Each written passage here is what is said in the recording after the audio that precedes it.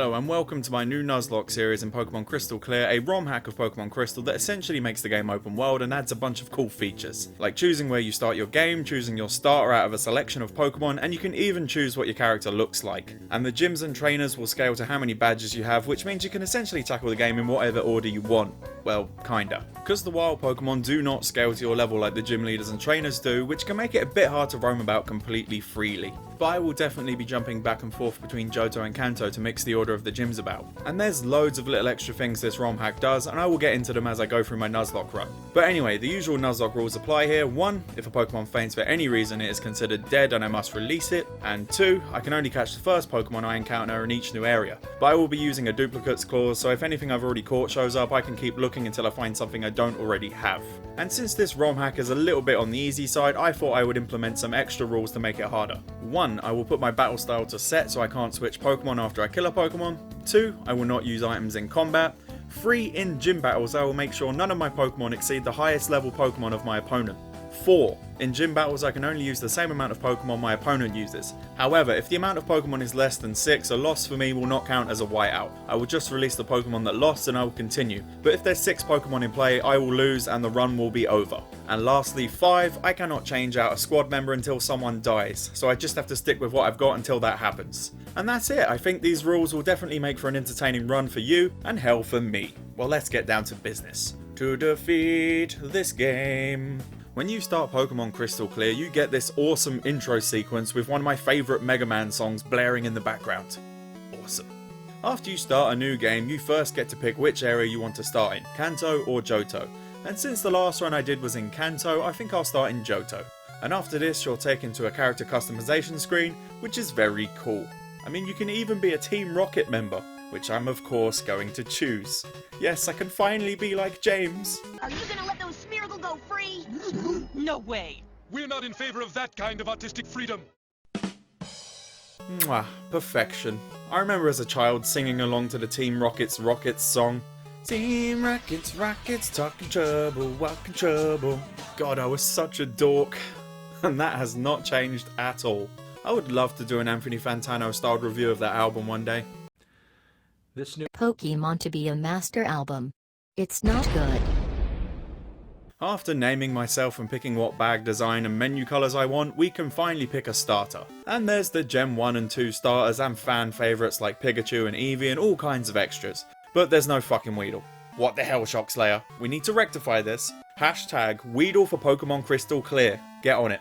I picked Squirtle, but I'm not going to use the starter in the game because they're a little bit OP, so once I catch my first Pokemon, I will get rid of my starter. Which is generally what I do when I play Pokemon anyway. I know, I'm a freak. Please don't burn me. Anyway, we start in New Bark Town, and the first thing I noticed was they've added in a fucking run button. In Gen 2. This is amazing. Whee!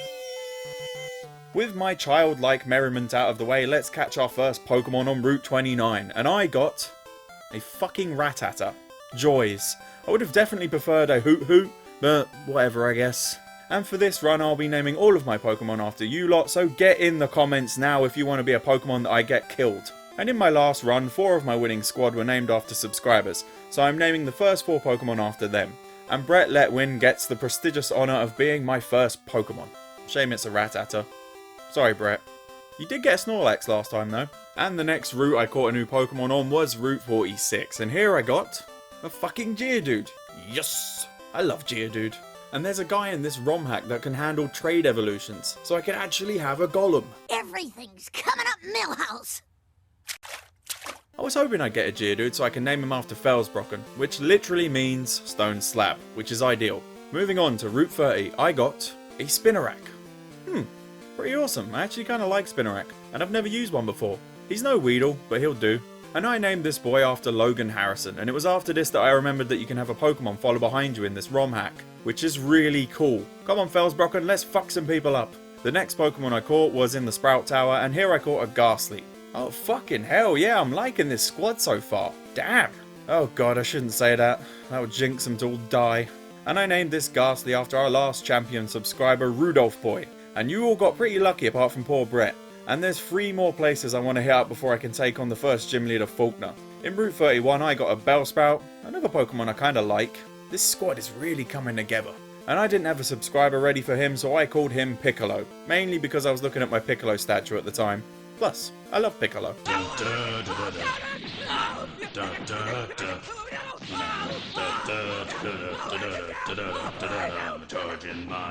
I promise that this is the only Pokemon I won't name after a subscriber, because after this I wrote down a few people to get me through the first episode.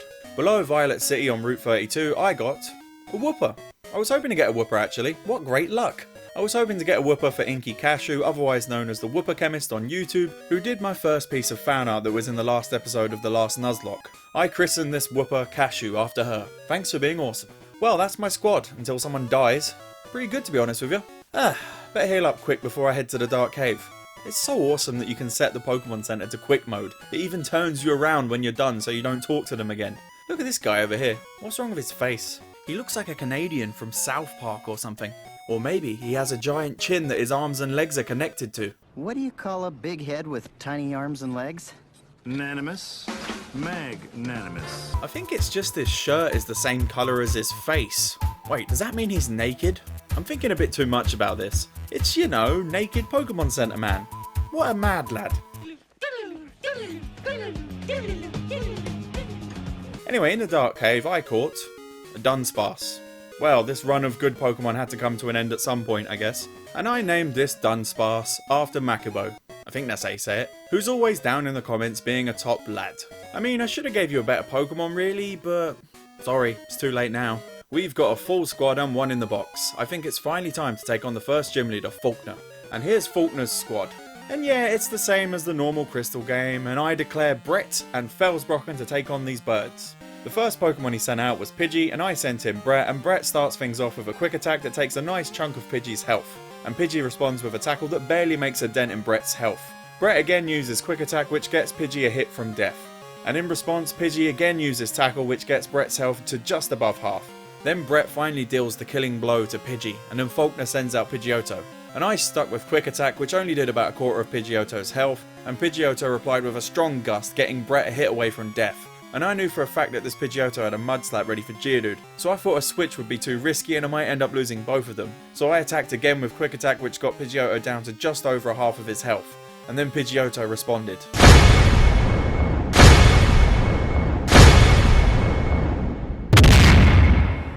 No, Brett, your sacrifice will never be forgotten. Felsbrocken, get revenge for Brett. And as I thought, Pidgeotto first uses the jammy git move Mud Slap that's super effective against Felsbrocken, and it lowers her accuracy. Oh boy. Felsbrocken manages to get off her tackle without missing, but it doesn't really hurt Pidgeotto too much, and we're gonna have to get lucky here, aren't we? Felsbrocken is hit with another Mud Slap, which again lowers her accuracy, and this tactic doesn't pay off for Falkner because Felsbrocken hits with her tackle, getting Pidgeotto's health into the red.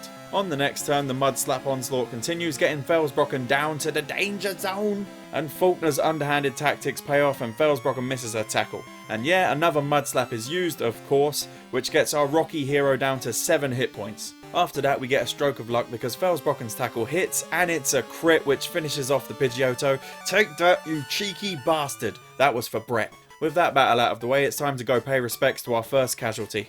Oh, Brett. You will be missed. I mean, you were technically my starter. Goodbye, buddy. I wish you could have become a beautiful Raticate. I'm not being funny, but that's probably going to be the first of many deaths on this run. I should probably get used to it. The only Pokemon in my box is Dunsparce. I guess he's part of my squad now. Grand. He's useless and he'll probably somehow last the whole run to spite me.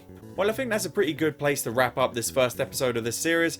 All things considered, we got a pretty decent squad. And just to let you know, I'll be releasing these videos every other week so I can work on longer videos on the off week.